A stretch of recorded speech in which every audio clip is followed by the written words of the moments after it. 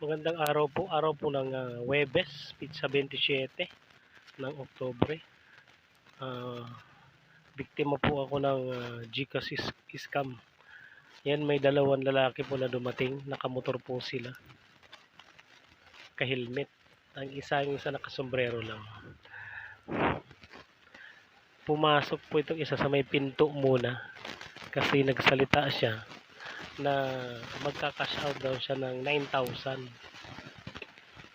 So hindi ko pa sila in-entertain kasi may bayar pa ako. So sinabi ko sa kanya na i-send mo na lang. Sasalita din ako dyan na yan ang number ko. Kasi number ko nasa taas. Ayan, umupo siya agad. Dumiretso. Pagkagaling sa pinto, dumiretso sa upuan agad. Yan, kumbaga meron na siyang tinitext-text. Payat lang po ito na lalaki. Medyo anong mukha din nito eh. May mga tigidig-tigidig din. Di pa rin ito masyadong matanda. Sa mga 28 hanggang 30. Tinuro po siya ng aking kasama kasi nagano siya ng biskwit. Sabi niya, may mga biskwit kami sa bandang taas. So ayun na siya. In-entertain ko na siya.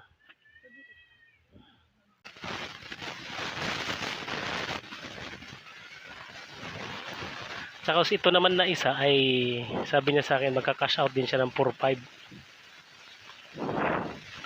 Kaya pumunta ako noon kasi kulang ako ng pera sa kabilang tahan ko. Yan, kinuha ko ng cellphone ko kasi ito naman nagsalita na magka-cash out daw siya na 9,000. Yung naka-red. Kasi nasa labas siya, nasa may pinto mismo. Babala lang po ito sana po ay wag nang maulit man kung makakita. Kung sino man po yung mga nakapanood nitong video na hindi na sana maulit yung gagawin nila itong dalawa. Sana ba nila makita or gaantay yung isang kasama niya. Sa labas lang. Yung isa, samantala yung isa nakaupo na, nagtitext-text na siya eh. Ayan, nauna yung naka-red na magpa-cash out. Tapos naunahan siya nito kasi nagpa-cash out din siya ng 4-5.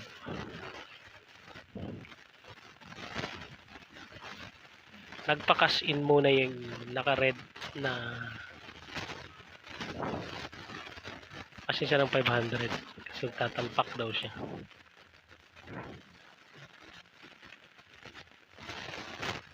Habang ito yung isa ay inaantaw daw niya yung reference number kasi nagpa-cash out din ito ng 4-5. Sabi ko sa kanya wala pa. Kaya tinitingnan ko.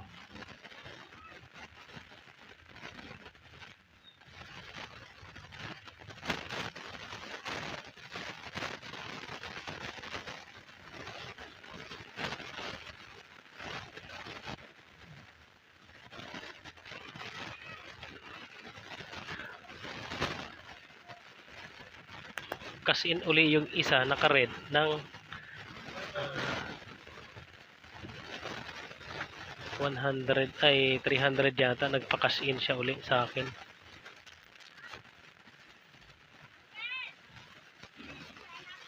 Ayun, nagbayad nga siya. Pa-cash in siya uli ng 300 yata yan. Mantala yung isa, inaantay namin confirmation niya kasi nag-cash out daw siya ng 4-5. Pa-cash out siya ng 4-5, 1-5 pa lang ang dumarating. Sabi ko wala pa yung 3,000. Sabi niya iti-text ko daw yung kanyang ahente. So yun ang pagkasabi niya.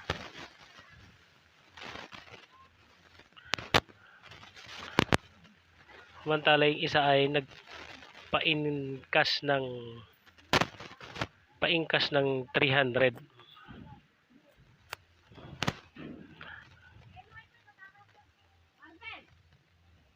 Kasi parang naka ano din siya eh, nakasilip sa akin yung PTN, yung pin code ko ba. Kasi lahat po ng laman sinimot talaga nitong dalawa na ito. Kasi nung nandiyan pangalan sila, ay, pinakita ko sa kanya yung number niya yun kasi nag-i-encash siya yan. Nagpa-encash siya, nauna siya uli.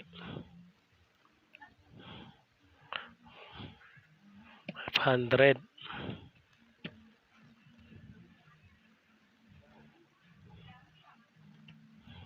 Samantala itong isa ay abala sa pagtitext kasi hindi pa daw dumarating ang kanyang 3,000. Talagang nawala sa isip ko talaga na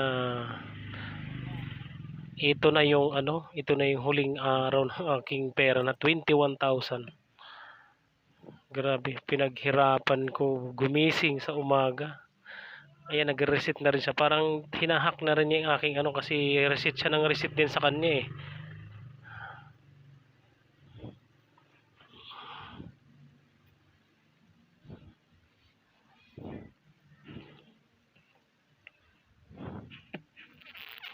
Kumbaga makikita niyo yung cellphone to ng isa. Panay reset din sa kanya. Reset ng reset siguro. Inaano niya, yan tumayo siya para makita siguro yung aking number kasi titingin na to siya kung pumasok na ba yung 1.5 niya. 4.5. 1.5 pa lang ang dumarating, wala pa yung 3,000. So tapos na yung namin ng isa naka-red. Ito naman ang dito kami nagtagal sa isa. Kasi pa-cash out niya ng 4.5. Dumating na yung 3,000. Nagpa-load siya. Ang dalawa pumasok, pero yung isa hindi talaga pumasok.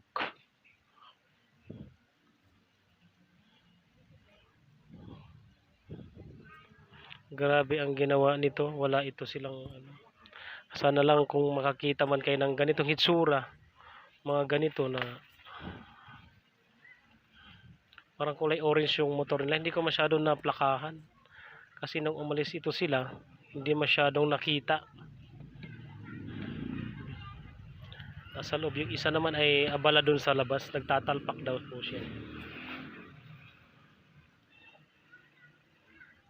Ito, nakasilip na sa akin. Nawala talaga sa isip ko yun na ang aking pin number ang mas lumapit pa siya kasi nagpapa-load na yan siya eh. Hindi ko mas lumapit pa siya sa akin yan nung may kinuha siyang lapis yan eh para mas makalapit siya sa akin. Nawala talaga sa isip ko na nasa tabi ko na siya. Kaya sana lang babala ito sa mga nag-GCash na kung mayroong mga ganito o makilala man sila kung mga taga saan man sila. Sana matigil na yung mga ganitong gawain.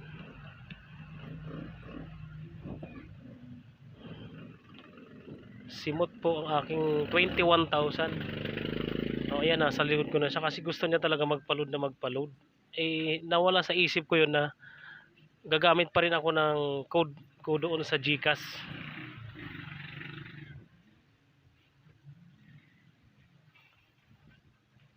Kasi ayaw nga pumasok ang isang number. Yung dalawang number, pumasok na. So, diyan kami nagtagal sa kanya.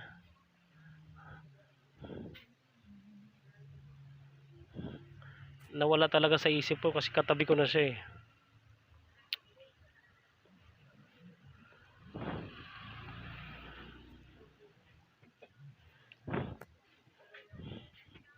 Sana lang ito ay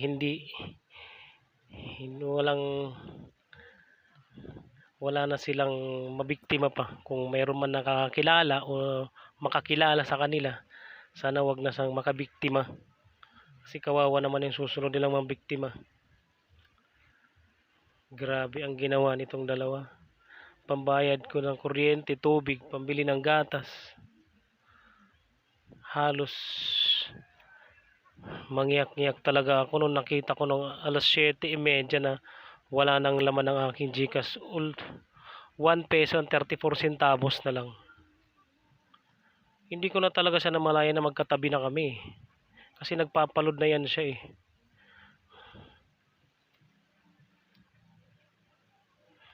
Siguro nakuha na MPT ano to, yung pin code ko ba. Kaya sinuksok niya yung cellphone niya. Yan, nagpapaload na yan siya.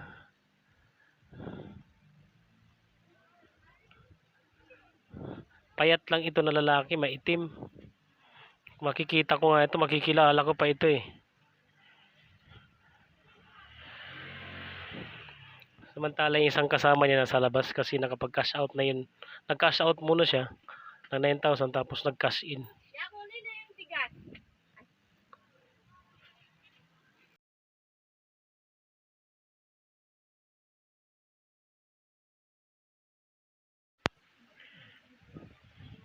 Yan, magkatabi na kami. Hindi ko na talaga siya na ano. Dahil gusto niya talaga dyan sa GCash daw mag-load ako dun sa Go Extra. Go Plus 99. Hinawakan ko yung aking cellphone. Sabi niya dyan lang sa GCash kasi dyan lang daw ang merong Go Extra. Problema siyempre, nakikita niya yung kasi hindi ko na siya na ano ba, nararamdaman na sa tabi ko na siya.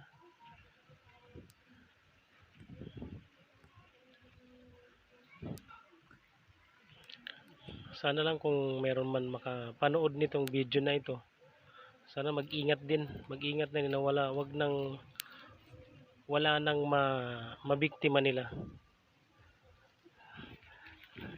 Ang laking halagaan nakuha sa akin, 21. Hindi ko talaga siya na malayan talaga na nasa tabi ko na siya.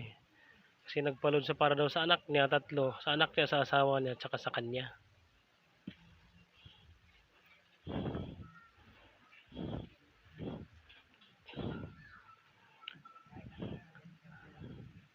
Tingnan ko naman yung kasama niya. Busy sa labas.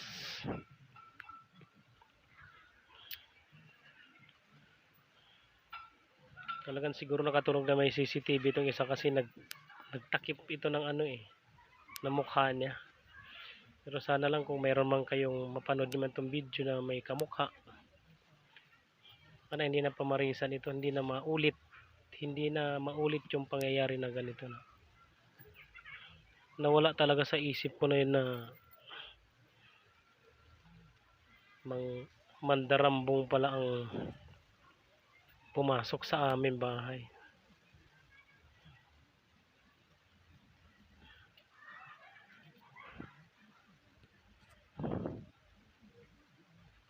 Grabe ang ginawa nito.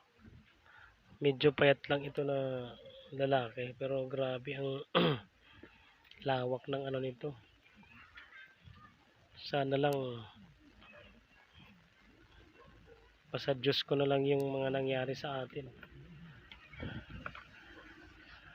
Panginoon na lang ang bahala sa inyong dalawa. Dahil sa hindi ako talaga nakatulog kagabi. Kasi ngayon ko lang to inano ang video nila nito kasi nawala na talaga sa isip ko kagabi. Hindi talaga ako makatulog. Ayan ang 4.5 niya. I-release ko na yung 4.5 niya kasi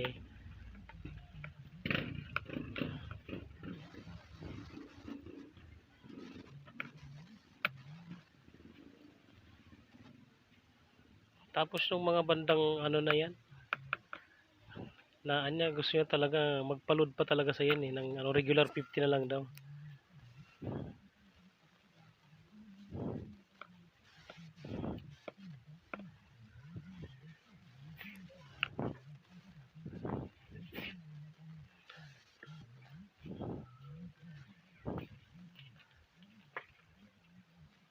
Sana lang kung may nakakapanood man ito o saan man sulok ng mundo mapanood itong dalawang lalaki na ito na grabe ang ginawa.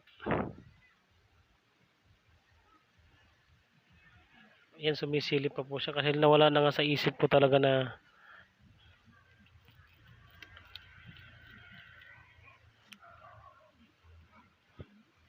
Hindi talaga ako nakapag-isip na ganyan talaga ang gagawin nila sa akin.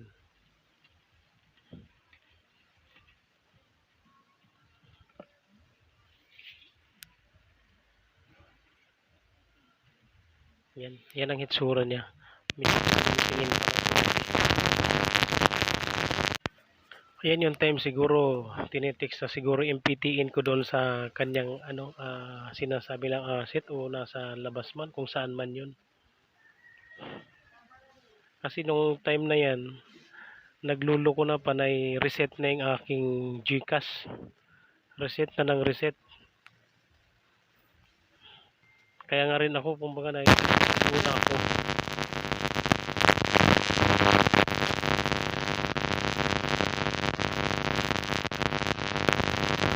Nawala na rin talaga sa isip ko na yun na pala yung mandarap ko. Yun na pala yung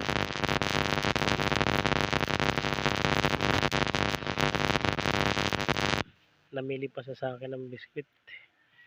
Lapis, biskwit, kape. Sana lang gumanda lang ang buhay nito pati ang pamilya nito. Siguro naman kung mayroon man nakakilala isa or dalawa,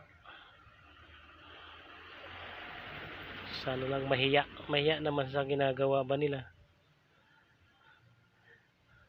Yan din namang itsura niyan. Napakabait na tao.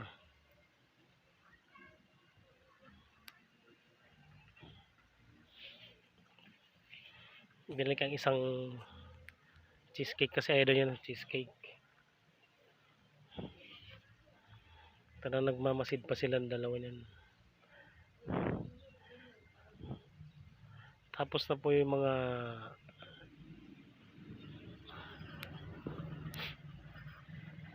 kinikwenta ko na po dyan yung nakuha niya, pati unload.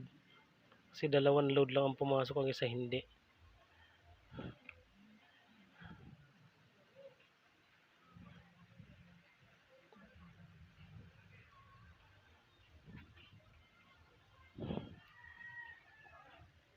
Nawala talaga sa isip ko.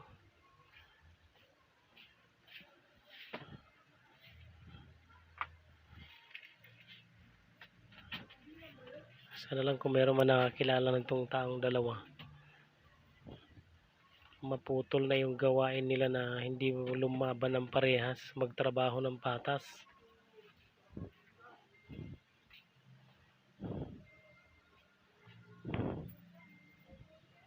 Napakasakit kaya. Hindi namin kikitain yan sa loob ng isang buwan. Sa Bombay nga lang kami umaasa. Magkanong hulog ko lang sa 20 mil? 1.4.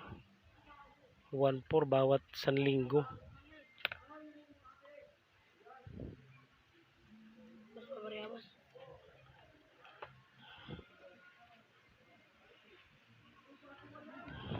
Sana lang sa kung saan man sulok tayo ng Pilipinas, sana makilala man itong dalawang lalaki para hindi na lumala yung gawain nila, tsaka hindi na makapambiktima.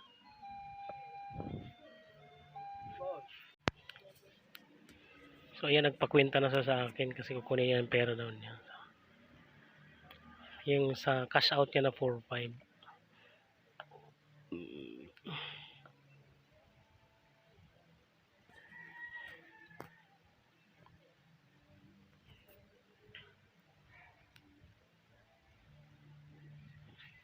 Napakagaling nitong dalawa. Sana lang kung mayroon man nakakilala sa kanila. Mahiya naman to sa kanilang ginagawa. Lumaban ito ng patas. Nalalaki ng mga katawan nito. Payat lang pero nagpaload pa siya talaga ng umulit pa talaga siya dahil di mapapasok. Nagpaload ng regular 50 na lang yan siya.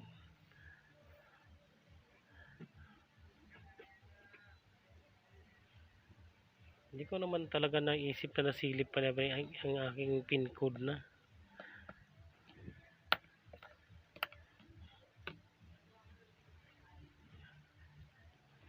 Tapos nung huli na siguro mga bandang alas 4 na, alas 5 yata, nag-send daw ako ng piso. Bakit sabi ko piso?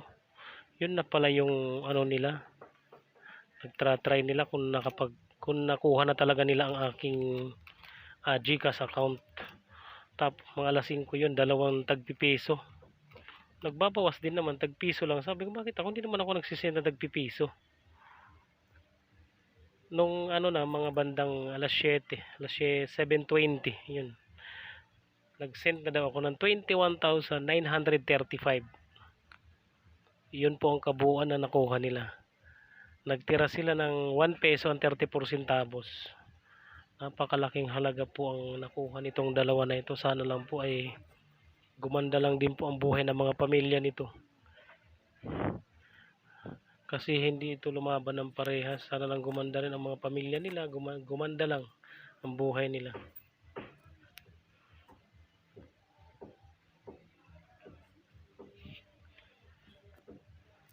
Talaga ang tagal namin ng transaksyon kasi nagpapakash out sa akin. Nagpapakash, sandali lang.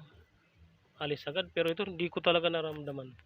Nawala talaga sa isip ko yung ganitong modus.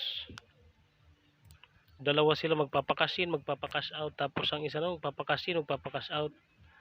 Sobrang na ako, nalito. Napakaganda ng ginawa niyong dalawa. Sana lang po kung mayroon man sa inyong makatagpo. Sisilip pa ito eh. Yan, binigay ko na po sa kanya yung cash out niya na 4-5. Pero kabang-kaba na ako nun. Pero wala talaga naisip ko nun na